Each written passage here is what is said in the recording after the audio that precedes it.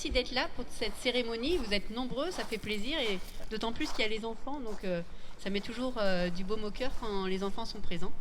Donc on va attendre que sonnent les 11 heures, parce que sinon ça va nous couper en pleine cérémonie. Donc on va attendre que sonnent 11 heures et puis on commencera tranquillement.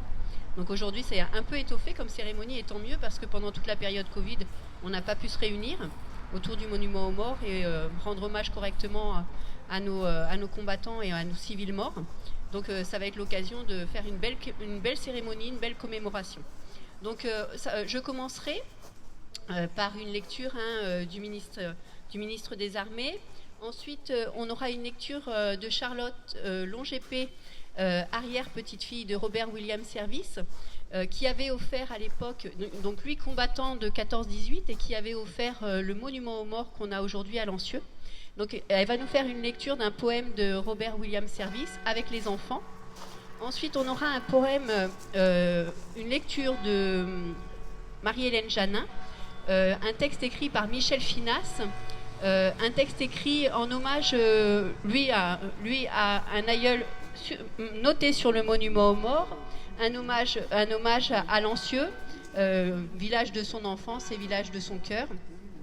Et finalement, après la cérémonie, comme vous la connaissez, des pots de gerbe, etc. Minute de silence et marseillaise. Voilà. Donc on va commencer, Michel. Regardez-vous.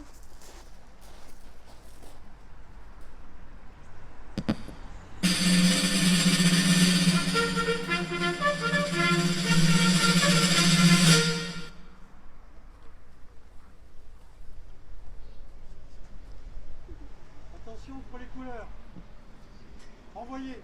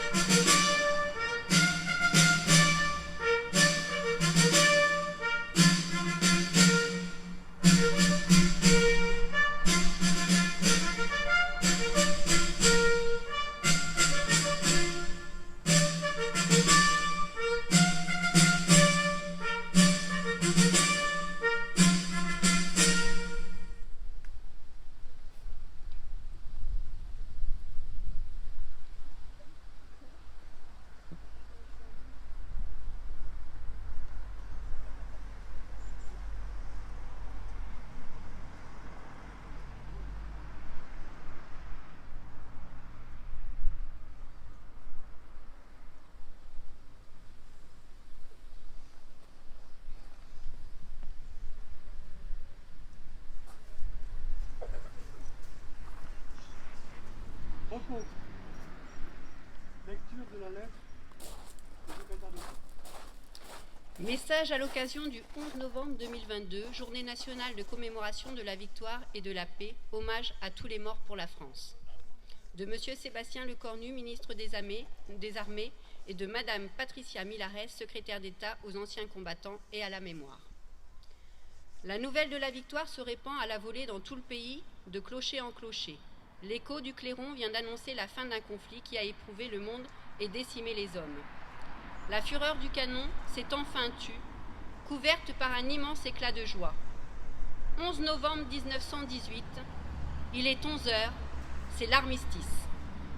Pour des millions de soldats venus du monde entier, c'est la fin de 4 années terribles de combat. Le soulagement est immense. La guerre est finie, mais pour les survivants commence un funeste décompte. Celui d'1,4 million soldats français tombés au champ d'honneur, de 4 millions de nos militaires blessés ou mutilés, ces braves aux gueules cassées qui plongent la nation entière dans l'effroi et l'émotion. Le traumatisme est mondial.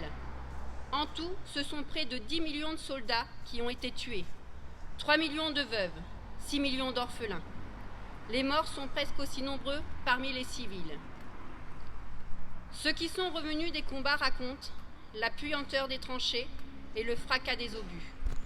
Ils expliquent la peur avant les charges, le courage qu'il faut pour sortir des abris et donner l'assaut aux lignes ennemies sous la mitraille. Ils disent l'horreur du spectacle de leurs frères d'armes qui tombent de leur côté. Souvenons-nous de leur bravoure et de leur sacrifice. Commémorons ces soldats dont les noms doivent rester gravés dans nos mémoires, comme ils le sont sur nos monuments aux morts, dans les villes et dans les villages. Souvenons-nous des soldats venus d'Afrique, du Pacifique, des Amériques et d'Asie, de ces soldats alliés venus verser leur sang pour la France et défendre avec nous la liberté sur une terre qu'ils ne connaissaient pourtant pas. Le sacrifice de nos poilus nous oblige. Il nous rappelle que la paix a un prix et que nous devons désormais être unis avec ceux qui étaient hier nos adversaires, car ce n'est qu'avec le passé qu'on fait l'avenir, écrivait Anatole France. Ce souvenir, ce sont les jeunes générations qui doivent désormais s'en emparer, pour venir raviver la flamme de la mémoire de ceux qui sont morts pour la France, pour notre liberté. C'est la reconnaissance que la nation doit à ses combattants, à ceux qui sont tombés et à ceux qui ont survécu. Aux combattants d'hier et à ceux d'aujourd'hui, comme à leurs familles et ayants droit, la nation doit continuer d'assurer réparation, reconnaissance et droit, comme l'a voulu le président de la République. Cette année, nous honorons 2 soldats morts pour la France au Mali. Le maréchal des logis chef Adrien Quélin et le brigadier chef Alexandre Martin. Honorons leur sacrifice et celui de tous les soldats qui ont versé leur sang pour la France. Le monde est convaincu en 1918 que la Première Guerre mondiale devra être la dernière des dernières. Nous savons ce qu'il advint de cet espoir et aujourd'hui, en ce 11 novembre 2022, alors que la guerre est de retour sur notre continent, n'oublions pas le combat des poilus pour la paix et le sacrifice de nos soldats morts pour la France. Vive la République et vive la France.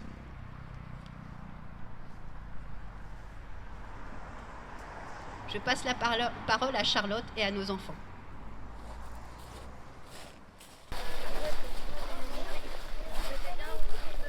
Vous placez. Alors, quand le tocsin de la Première Guerre mondiale résonne, Robert Service est à Lancieux avec son épouse. Et il est immédiatement tiraillé entre ses convictions pacifistes et son sens du devoir de ne pas rester spectateur des événements. Il va d'abord être correspondant de guerre près de Dunkerque, puis il va réussir à s'enrôler dans un corps d'ambulanciers nouvellement constitué, qui est le corps de la Croix-Rouge américaine. Et il va être envoyé sur le front de la Somme, près d'Arras. Et là, pendant une année, il va secourir les blessés et faire de son mieux pour essayer d'aider les autres. Au bout d'une année, il va être renvoyé à Lancieux pour cause de très mauvaises conditions physiques. Et c'est à Lancieux en convalescence qu'il va écrire une série de poèmes pour témoigner, pour exorciser ses peurs, exorciser l'horreur qu'il a vue, et surtout pour témoigner et raconter la vie des simples soldats, quels que soient leurs uniformes. Ce sont des poèmes qui ne racontent pas les antagonismes entre les deux camps, mais qui racontent la vie précaire, le sort funeste des soldats et aussi le désespoir des familles qui restent derrière les lignes. Et c'est une de ces histoires que nous allons vous raconter avec les enfants de l'école Robert Service.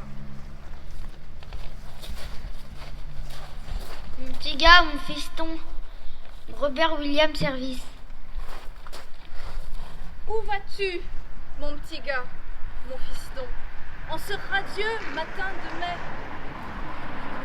Je vais m'enrôler sous les drapeaux, papa.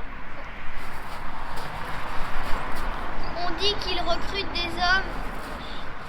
Mais tu n'es qu'un enfant, mon petit gars, mon fiston. Tu n'es pas obligé de partir. J'ai 17 ans un quart, papa. Déjà si fort, tu sais. Ainsi, tu pars pour la France, mon petit gars, mon fiston. Tu as si belle allure. et un avenir prometteur. Je suis vraiment désolée de te quitter, papa. Et je sens que ce que je fais est bien. Que Dieu te garde et te protège, mon petit gars, mon fiston. Tu es toute ma vie, tu sais. Ne t'inquiète pas, je reviendrai bientôt. Je suis bigrement fière de partir. Pourquoi n'écris-tu pas, mon petit gars, mon fiston? Je guette le facteur tous les jours. Tu me manques terriblement et je suis si triste. Cela fait des mois que tu es parti. J'ai allumé le feu dans la salle à manger et je le garde ardent jusqu'à ce que mon garçon revienne à la maison.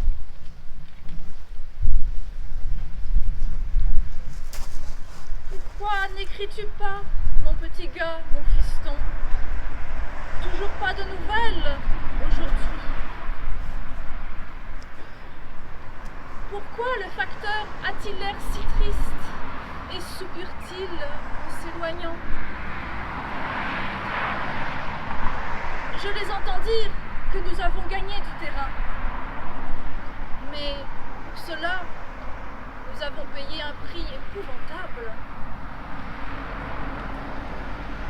Mais adieu, que mon garçon soit sain et sauf.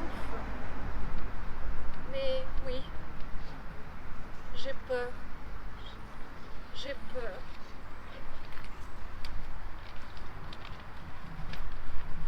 On m'a dit la vérité, mon petit gars, mon fiston.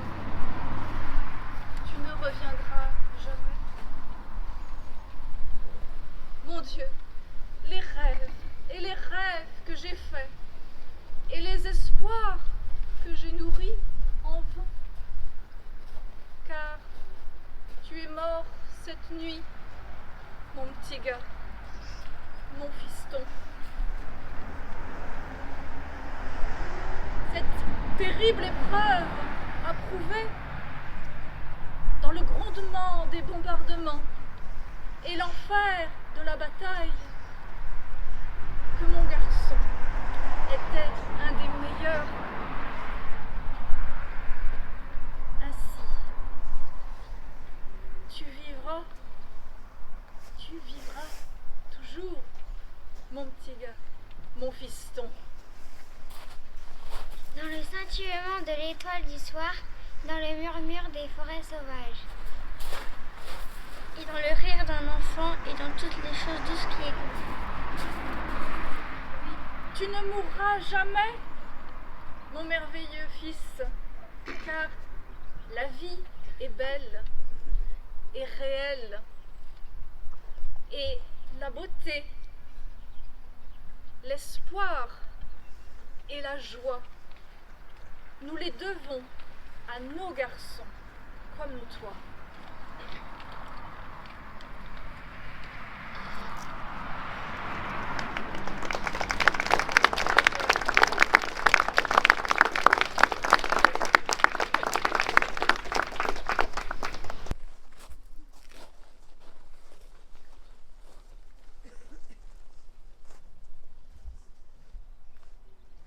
Quelques lettres gravées sur la pierre grise rappellent aux passants une page d'histoire. Sur ce monument gris, seul au pied de l'église, les lettres dorées parlent lorsque descend le soir. C'est arrivé là-bas, aux frontières du pays. Ceux qui pensent au présent ne parlent que d'horreur, mais ceux qui se souviennent évoquent aussi l'honneur.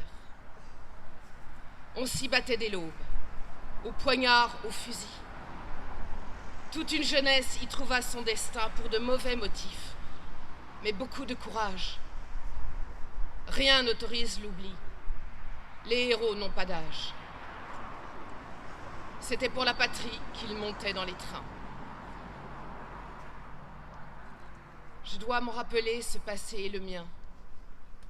Car un de ces blessés tombés sous la mitraille est revenu ici recevoir une médaille et mourir en famille. Mon toit était le sien. Il s'est battu pour rien. C'est trop facile à dire. Ceux qui l'ont envoyé sont restés bien planqués. Mais on doit le respect à son corps disloqué. Tombé au champ d'honneur, je suis fier de le dire.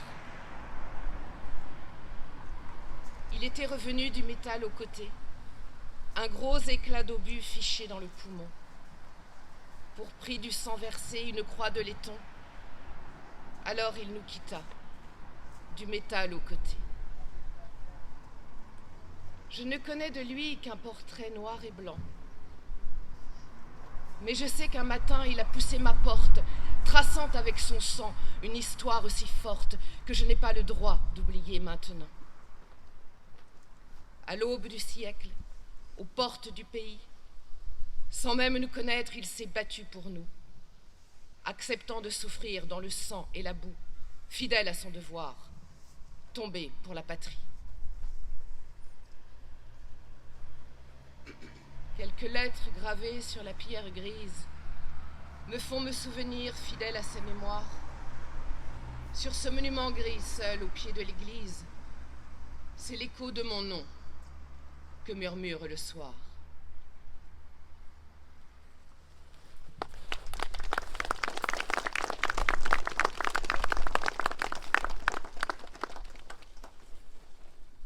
Nous allons maintenant procéder.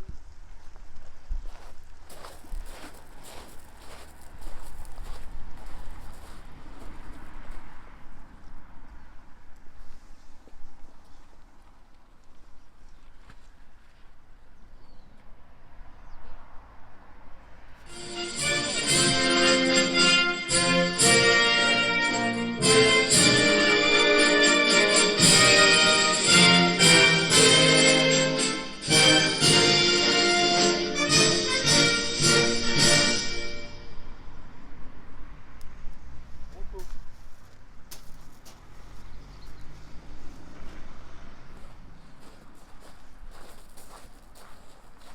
Merci à tous pour votre présence aujourd'hui. Merci aux enfants. Merci aux parents qui ont accepté de venir un 11 novembre avec nous et de les accompagner pour cette belle cérémonie. Merci Françoise, merci Charlotte de les avoir accompagnés aujourd'hui et d'avoir travaillé avec eux pour la lecture de ce beau poème. Merci Marie-Hélène d'avoir partagé avec nous ce souvenir de Michel. Merci à vous tous. Je vous invite au Verre de l'Amitié à la mairie pour ceux qui ont envie d'échanger encore avec nous et de commémorer encore avec nous. Voilà, vous êtes attendus à la mairie si vous le souhaitez.